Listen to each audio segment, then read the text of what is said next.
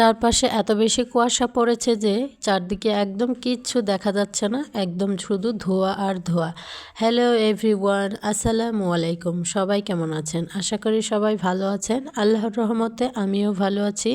তো বাড়িতে গিয়ে আমি একদিন লাইটকা খিচুড়ি রান্না করেছিলাম, সেটা খেতে আমার কাছে ভীষণ ভীষণ মজা হয়েছিল।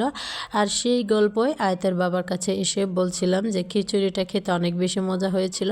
আমার কথা শুনে আয়তের বাবা বলল, তাহলে আজকে তুমিও খিচুড়ি রান্না করো, কারণ তোমার কথা শুনে আয়তের বাবা যখন বলছে তাড়াতাড়ি করে খিচুড়ি রান্না করতে গেলাম। তো বাড়িতে তো অনেক রকমের সবজি দিয়ে রান্না করেছিলাম, ঘরে তেমন সবজি নেই, যা আছে সেটা দিয়ে রান্না করব।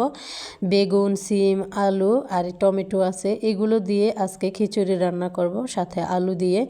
তো যাই হোক, আমি এই খিচুড়ি রান্না করার জন্য সব কিছু কেটে ধুয়ে রেখে দিয়েছি আগে। এখন আমি এই যে তেল দিয়ে মশলাগুলো ভালো করে কষিয়ে নিচ্ছি, আদা, রসুন, জিরা এগুলো ভালো করে আমি ভেজে নিচ্ছি। এর মধ্যে আস্তে আস্তে সবগুলো গুঁড়া মশলা দিয়ে দেবো, মরিচের গুঁড়া, হলুদ গুঁড়া, ধনিয়া গুঁড়া, লবণ। এটাও আমি আলাদা করে গুছিয়ে রেখেছি যেন রান্না করার সময় তেমন ঝামেলা পোহাতে না হয়।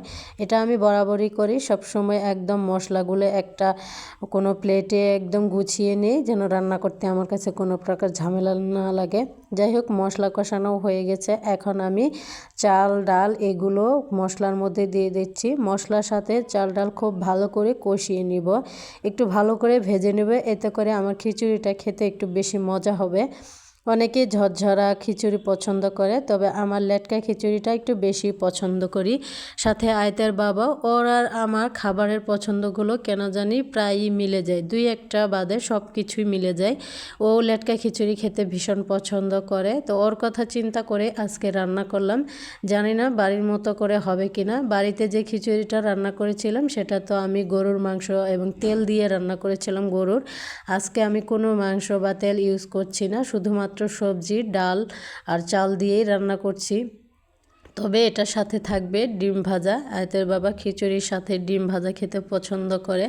তো আমার চাল অনেকটা কষানো হয়ে গেছে মশলার ভিতরে, এখন আমি পরিমাণ মতো পানি দিয়ে নিচ্ছি। পানিগুলো দেওয়ার সাথে সাথে বেগুন উপরে ভেসে উঠেছে। তো আমি চালগুলো একটু দেখছিলাম, অনেকটা হালকা সিদ্ধ হয়েছে। এখন আমি ঢেকে রান্না করব। এদিকে আমার হতে থাকবে খিচুড়ি, এবং আমি ডিমটা যে ভেজে নেব সেটা আমি প্রিপেয়ার করে নিচ্ছি।